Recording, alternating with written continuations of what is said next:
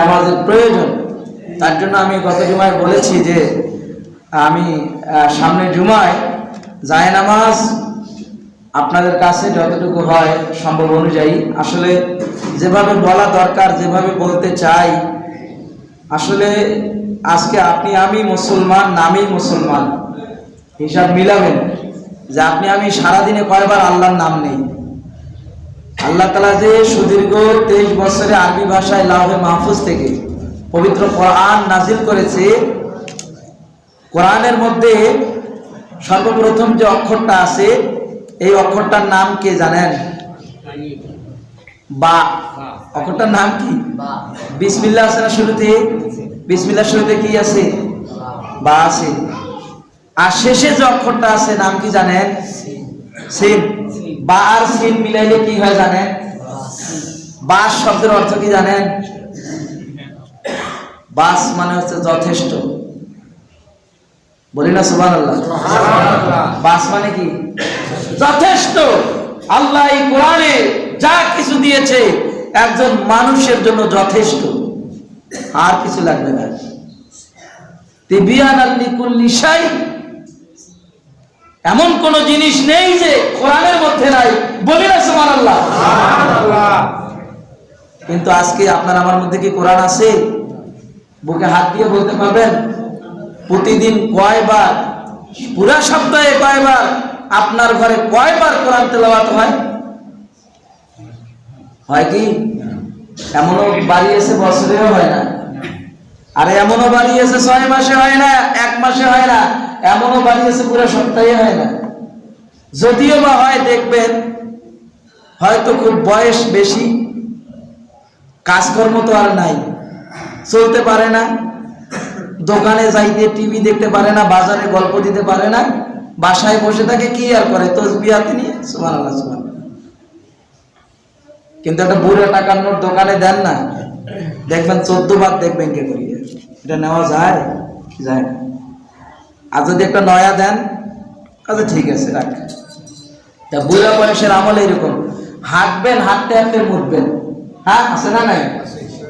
হাঁটবেন, বয়স হয়ে গেলে দেখবেন অনেকে, আমরা দেখেছি তো, নামাজ পড়তে এসেও যায় নামাজে প্রস্রাব করে, অনেক দেখেছি আমরা। হ্যাঁ, তা বুড়া বয়সের আমলগুলো এরকম। তো প্রিয় ভাই, আজকে ভাই উপস্থিতি একবারে কম, দেখেন না একটু পেছনে। তো যাই হোক, আমি এই যে যতটুকু শুনলাম, আমি একটু আপনাদের কাছে আজকে 5 মিনিট বেশি নেব। আমি যে একটি ঘটনা বলেছি যে বাদশাহ তার ছেলেকে বলেছে, আমাদের রাসূল এই মসজিদ, মান বানা লিল্লাহি মাসজিদাম বানাল্লাহু লাহু বাইতান ফিল জান্নাহ, যে আল্লাহ পাকের মসজিদ নির্মাণ করবে। অর্থাৎ মসজিদ নির্মাণ করলে হবে না, মসজিদের যে প্রয়োজনীয় আসবাবপত্র, মসজিদ পরিচালনা করতে গেলে যে সমস্ত উপকরণের প্রয়োজন হয়, এই সমস্ত জিনিসের দরকার হয়। কথা বলেন ঠিক কিনা? তাহলে জায়নামাজ, এই দেখেন পিছনের ভাই, একটু কথা বলবেন তো ভাই। ঠান্ডায় খুব ভালো লাগে মনে হয় নাকি ভাইয়া? ভালো লাগে? একটু কষ্ট হচ্ছে না? তাই এখানে আমরা এখানে এতজন আসি, আমরা যদি 200 করেও টাকা দেই, তা নিশ্চয় তো 2-3টা চটের ব্যবস্থা করায় যেতেই পারে। কথা বলেন ঠিক কিনা? এই জন্য আমি 500 টাকা দিয়ে শুরু করলাম, একজনের জন্য বাদ যায় না। আজকে বাজার না হয় একটু কম করব, না হয় 1 কেজি গরুর গোশত নেওয়ার কথা ছিল, 3 পোয়া নেব, তাও তো 100 টাকা বাঁচবে, ঠিক কিনা? কম করে হলেও আগে খুশি খুশি 500 টাকা করে, কোন ভাই আছেন যে মসজিদ সুন্দরভাবে পরিচালনা হবে, কোন আল্লাহর বান্দা আছেন 500 টাকা মায়ের নামে, বাবার নামে দিবেন? এগুলো আমার হাতে দিয়ে তারপর ওঠেন।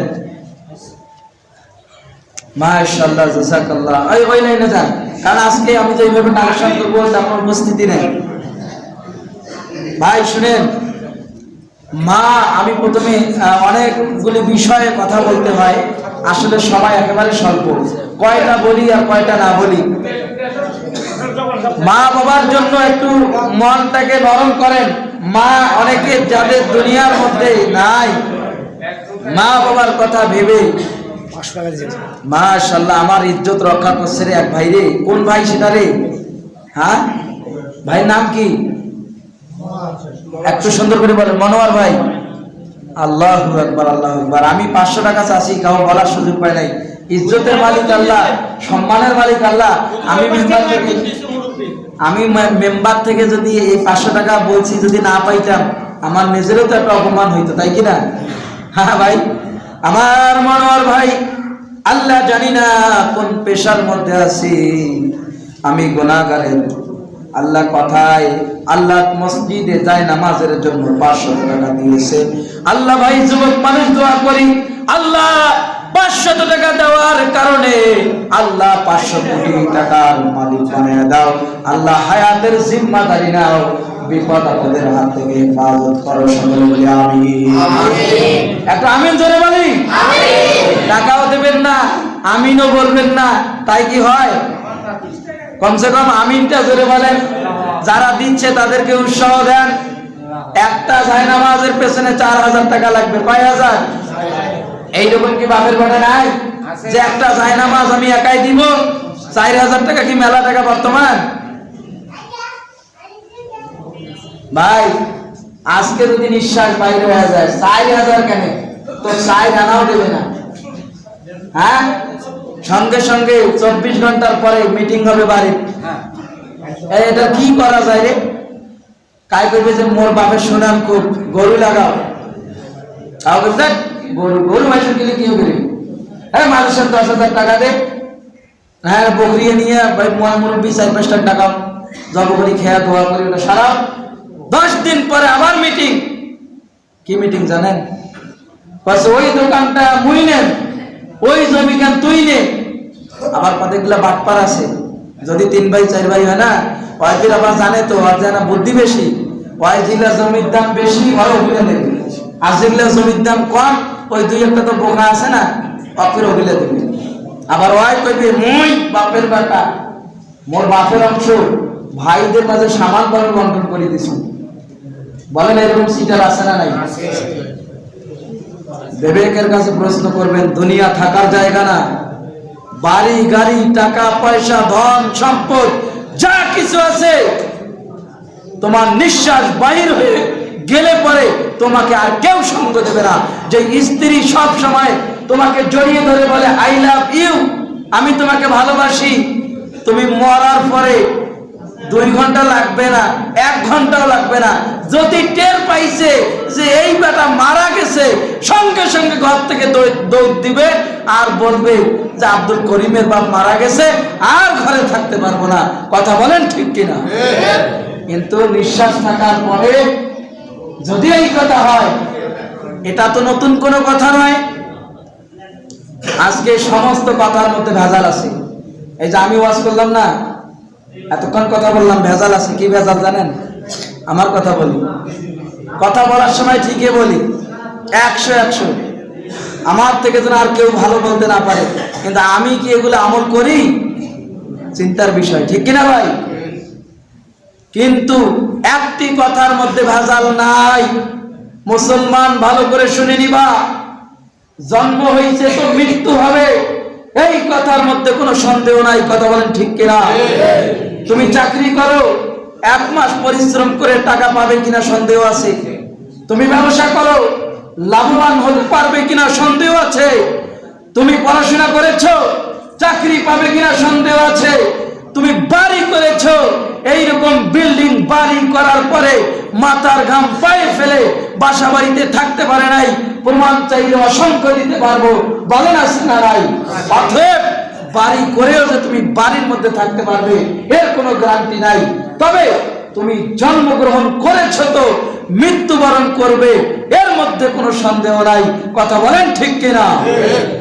এর জন্য একটু কি চিন্তা করা যায় না যে আমরা কিছু টাকা হলেও দিয়েই জায়নামাজ, এই আমার ভাইয়েরা কষ্ট করতেছে, একটু মসজিদের উপকারে আসুক, এবং এর সওয়াব আপনি আমি রয়্যালিটি ইনকাম হিসাবে কবরে শুয়ে থেকে কিয়ামত পর্যন্ত পেতে থাকবো। এর জন্য 10 টাকা হলেও 20 টাকা হলেও আজকে মসজিদে দানবাসকে দিয়ে হলেও যাব, তারপরে মাহরুম হবো না। দরকার হয় আজকে চা খাবো না। কারা কারা রাজি আছেন হাত দেখান।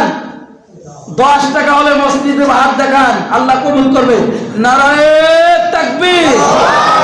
আয় আল্লাহ, আমি গুনাহগার, আমার ভাইদের জন্য জুমার দিন, দোয়া কবুলের দিন, সাপ্তাহিক ঈদের দিন আল্লাহ আমি আমার ভাইদের জন্য দোয়া করি, আল্লাহ সকলের দানকে তুমি কবুল করো, সকলকে আল্লাহুম্মা আমিন। প্রিয় ভাইরা, আমি গত 3-4 জুমা পূর্বে থেকে জায়নামাজ আদায় করার লক্ষ্যে কাজ করতেছি, বিভিন্নভাবে বলতেছি, যার অনেকেই ইতিমধ্যে সাড়া দিয়েছেন। তন্মধ্যে উল্লেখযোগ্য কয়েকজনের নাম বলতেছি। মরহুম শাহজাহান আলী ভোলা চৌধুরীর মেয়ে ডাক্তার সীমা চৌধুরী, তার বাবা নিয়তে 7,000 টাকা জায়নামাজ বাবদ দান করেছে। একবার বলি না সুবহানাল্লাহ, একবার বলি না আলহামদুলিল্লাহ। দোয়া চেয়েছেন। দ্বিতীয়, জনাব নুরুজ্জামান ভাই এনজিও ম্যানেজার, 1 কাতার জায়নামাজ দিয়েছেন। একবার বলি সুবহানাল্লাহ। ভাইয়ের জন্য প্রাণ খুলে দোয়া। তারপরে মোজাম্মেল চাচা, অসুস্থ মানুষ, দোয়া চেয়েছেন, 3,000 টাকা জায়নামাজ কেনার জন্য দিয়েছেন। আমরা দোয়া করি আমার মোজাম্মেল চাচাকে যেন আল্লাহ তাআলা সুস্থতা দান করেন। বলি না সুবহানাল্লাহ, বলি আল্লাহুম্মা আমিন। এবং আমাদের কাদিখোল প্রাইমারি স্কুলের স্যার ম্যাডামরা যৌথভাবে 2700 টাকা দিয়েছেন। বলি সুবহানাল্লাহ। কমিটির নূর আলম ভাই 1000 টাকা দিয়েছেন। তার ছোট ভাই ইন্তেকাল করেছেন, দোয়া করবেন।